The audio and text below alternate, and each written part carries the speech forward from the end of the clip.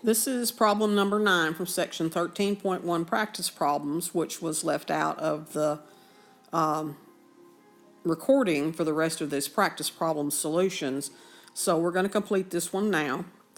And what we have here, it says that the projected year-end assets in a collection of trust funds in trillions of dollars, where T represents the number of years since 2000, can be approximated by the following.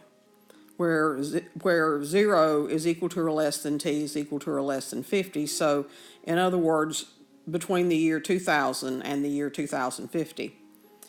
And we have this function, which is a cubic function. So we have some idea of what it might look like. But we want to know where is it increasing and decreasing.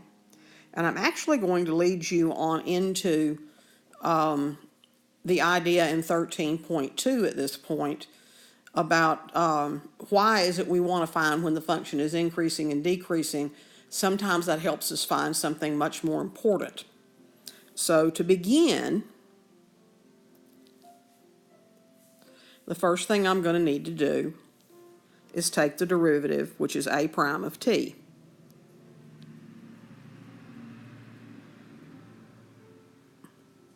And a prime of t is equal to 2 times 0.0000284, or I'm sorry, 3 times that. And I'll need to calculate that on the calculator, so bear with me, please.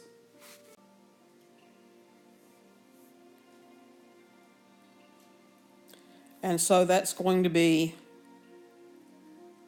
0.0000, another 4 zeros,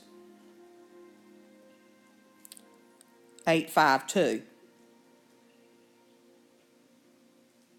T squared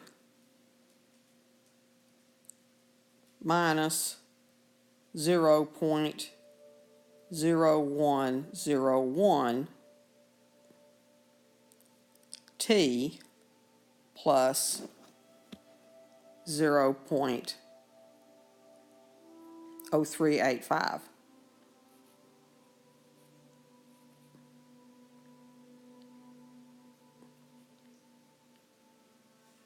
And then in order to find out where A of t is increasing and decreasing, we need to first set A prime of t equal to 0.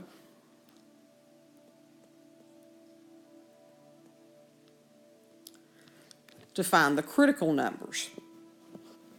And since A prime of t is a quadratic equation, we know that it could have either no t values, 1 t value, or 2 t values that are its roots. And finding that on the graphing calculator is going to be challenging because it's a little bit tough to actually find a good viewing window for that function. So what we're going to do instead is I'm going to go ahead and use the quadratic formula.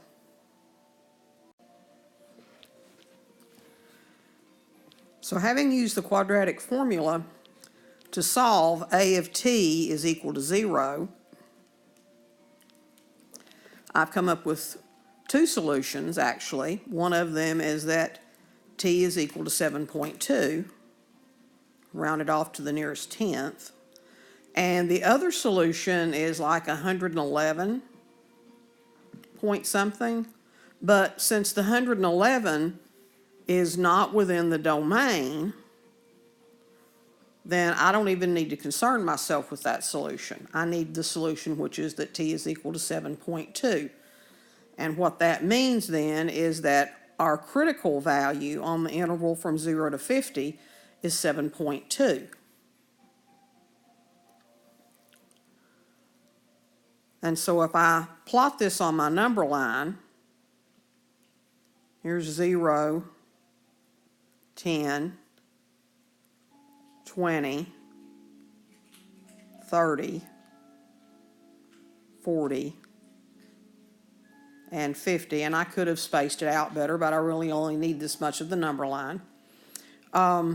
Since my number line only goes from 0 to 50, and my critical value, my only critical value, is 7.2, then I will plot the critical value of 7.2 which is here.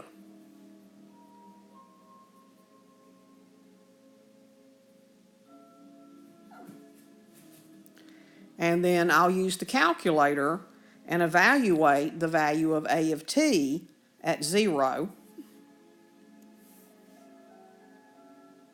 I'm sorry, not A of t, but A prime of 0 as my test point. And if you look, A prime of 0 gives us that A prime of 0 is 0.385.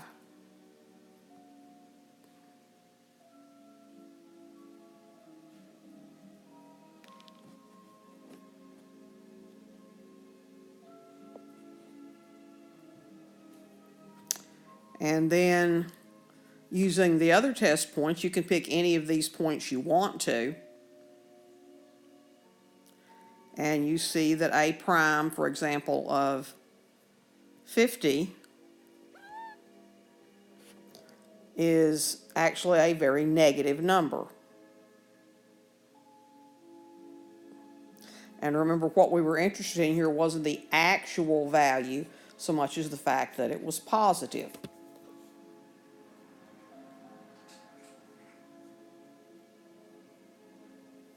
So that means on the interval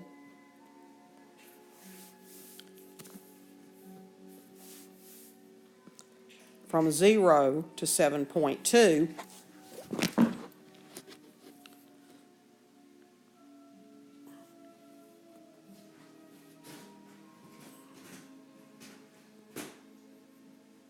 A of prime is increasing. And on the interval from 7.2 to 50,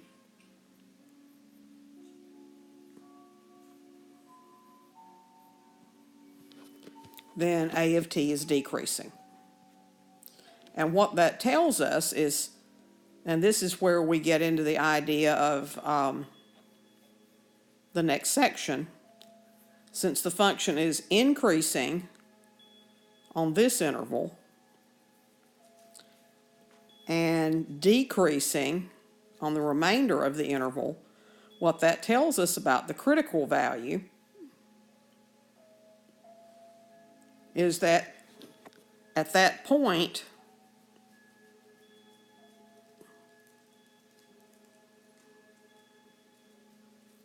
A of t is at a maximum.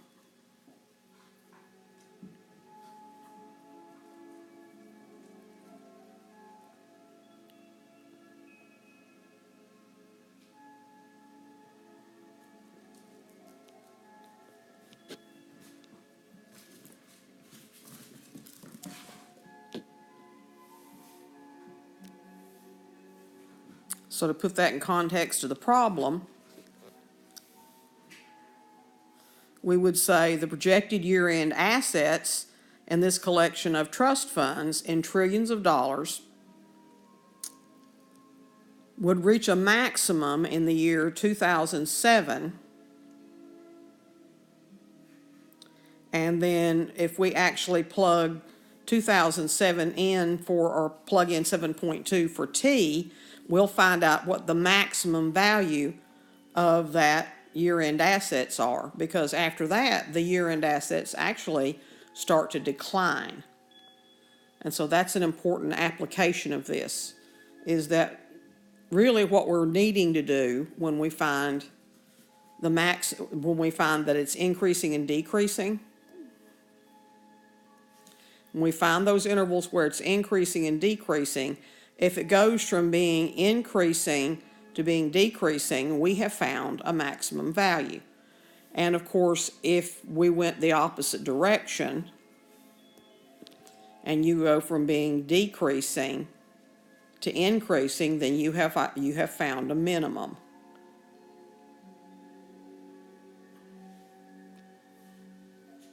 For a function. So that's good information to have, and that's the way that we're going to proceed in section 13 too.